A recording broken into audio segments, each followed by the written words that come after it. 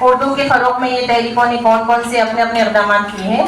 تو اسی کو ہم مد نظر رکھتے ہوئے, جیسا کہ کل کا بھی ٹاپک تھا کہ اردو کے فروغ میں تنظیم غیر سرکاری تنظیموں کا کیا فروغ رہا ہے, تو الحمدللہ یہ جو ہماری تنظیمیں ہیں اردو کے فروغ کے لیے بہت بہترین کوشش کر رہی ہیں.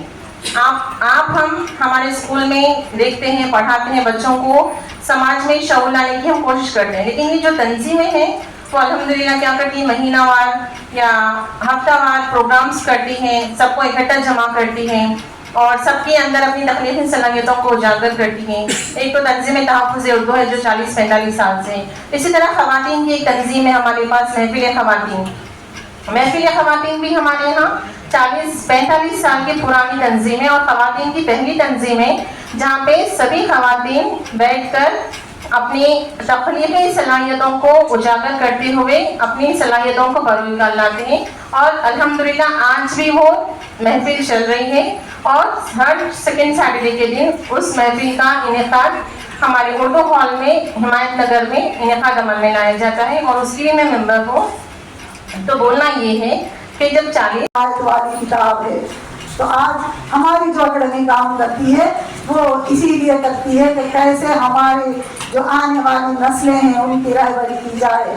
جو 3 طلاق کا مسئلہ نکلا تھا نا انڈیا میں, تو وہاں بھی ہم نے تن من دھن کی بازی لگائی, کئی طلاقوں کو ہونے سے بچایا, کیونکہ اس سے شیطان خوش ہوتا ہے, انسان نہیں. پر یہ غلط ٹاپک ہے, کسی دن اور بات کریں گے. لیکن جو اپنی زوج سے زیادہ محبت رکھتا ہے, اس کا حساب جو دینے کی صلاحیت رکھتا ہے وہ متقی کہلائے گا.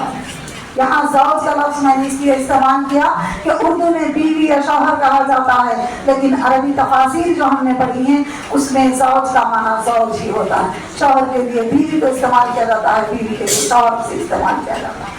تو سب سے پہلا حساب کس کا ہوگا؟ حساب کی دنیا میں اگر گولڈ میڈل لینا ہے تو سب سے پہلا حساب کس کا ہوگا, کس معاملے کا ہوگا؟ یہ نہیں پوچھا جائے گا کہ آپ کے والدین کی آپ کی کیا خدمت کی, یہ پوچھا جائے گا کہ آپ کے زوج سے آپ نے کیا سلوک کیا. تو میری بہنوں چھوٹی چھوٹی چیزوں کو گرہ باندھ کے گھر لے جائیے. آج جو یہ طلاق کی جو نوبتیں ہماری نسلیں جو بگڑ رہی ہیں, کیونکہ اس میں ان کی بنیادی جو کمزوریاں ہیں کہ وہ قرآن پڑھ تو لیتی ہیں, اردو میں سمجھتی ہیں, انگلش میں, آج انگلش میں بھی آ گئی ہیں. کسی زبان ایسی نہیں کوئی زبان جس میں کہ قرآن کا ترجمہ نہ ہوا ہو. تو پھر پڑھیے گا انہیں کتابوں کو اور پہنچائیے گا اپنے طلباء و طالبات تک. یہ ہے کہ ہم لوگ گھروں میں جتنے الفاظ استعمال کرتے ہیں, کچن جس کو اگر کسی کو بولیں اس کو باورچی خانہ کہا جاتا ہے تو ہمارے بچوں کو نہیں معلوم کہ یہ باورچی خانہ کیا ہوتا ہے. کسی کو بولتے ہیں کہ یہ کمرہ ہے, وہ بولتے ہیں کہ بیڈ روم ہے. کسی کو بولتے ہیں کہ یہ واش روم ہے, وہ بولتے ہیں یہ حمام خانہ ہے, تو وہ بولیں گے نہیں یہ واش روم ہے. کسی کو بولتے ہیں کہ یہ دیوان خانہ ہے, تو وہ بولیں گے کہ یہ دیوان خانہ نہیں بلکہ یہ ڈرائنگ روم ہے. یہ جو ہے اس طرح سے ہمارے کلچر میں, ہمارے روزمرہ کی زندگی میں تمام چیزیں انگلش کے آ چکے ہیں. اور انگلش سمجھنا بولنا بہت ضروری ہے, لیکن اردو کو بازو رکھ کے, اردو کو نہیں سیکھ کر, اردو کو نہیں سمجھ کر ہم صرف انگلش کے بارے میں سوچتے رہیں گے تو یہ کیا ہو رہا ہے کہ وہ مشکل بھی کیا ہو رہی کہ ہماری اگر کسی جگہ کوئی بھی انگلش بولنا اگر نہیں آتا تو اس کو یہ سمجھا جاتا ہے کہ یہ انسان, یہ لڑکی, یہ لڑکا, یہ لوگ جو ہے پڑھے لکھے نہیں ہیں. ان کو یہ معلوم ہونا چاہیے انگلش ایک لینگویج ہے. اردو جس طرح لینگویج ہے یہ بھی ایک انگلش ایک لینگویج ہے. یہاں پر جہاں پہ انگلش دوسرے کنٹری میں جہاں پہ چلتی ہے, جہاں پہ بولی جاتی ہے, وہاں پہ انگلش چلے گی. لیکن آپ جرمن چلے جائیں گے, آپ بولیں گے کہ میں انگلش میں بات کروں گا, تو وہ بولیں گے کہ جرمن ہے یہ, یہاں پہ جرمنی اگر آتی ہے تو یہاں پہ رکیے, نہیں تو یہاں سے آپ جرمنی میں آپ انگلش بات کرنے کے لیے کوئی اسٹوڈنٹ کو وہاں پہ کوئی تعلیم لینے کا موقع نہیں دیا جاتا. ایسے اسی پس منظر میں اقبال نے کہا تھا, افراد کے ہاتھوں میں اقوام کی تقدیر, ہر فرد ہے ملت کے مقدر کا ستارہ. اقبال نے کہا تھا, 1938 میں گزر گئے. तो उस वक्त वो महसूस कर चुके थे।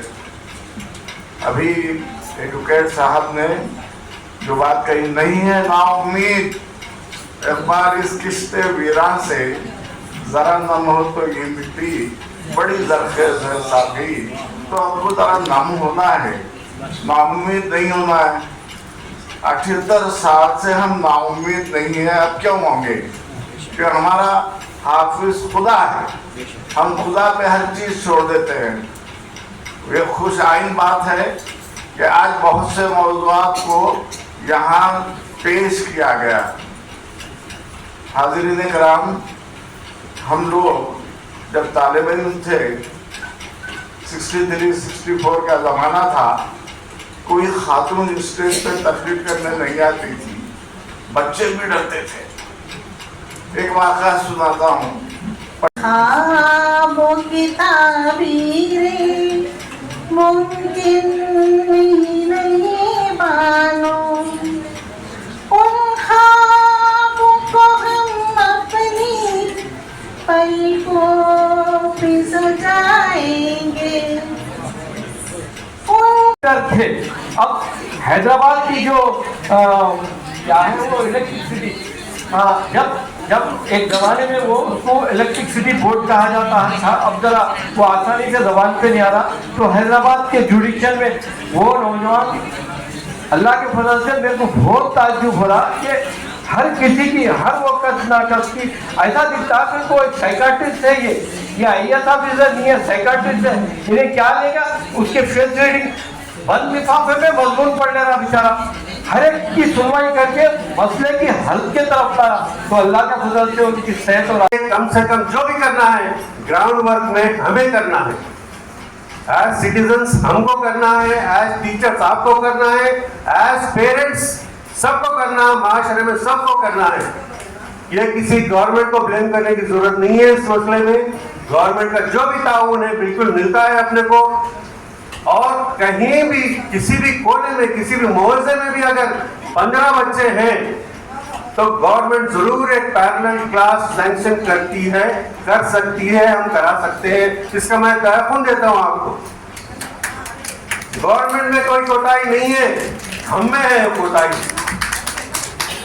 मैं आप सबसे फिर एक बार रिक्वेस्ट करता हूं कि अपने अपने बच्चों को कम से कम एक मैगजीन, एक न्यूज़पेपर अपने घर में मंगाइए और पढ़ाइए, और ऐसे स्कूल में डालिए जहां उर्दू एक सब्जेक्ट हो।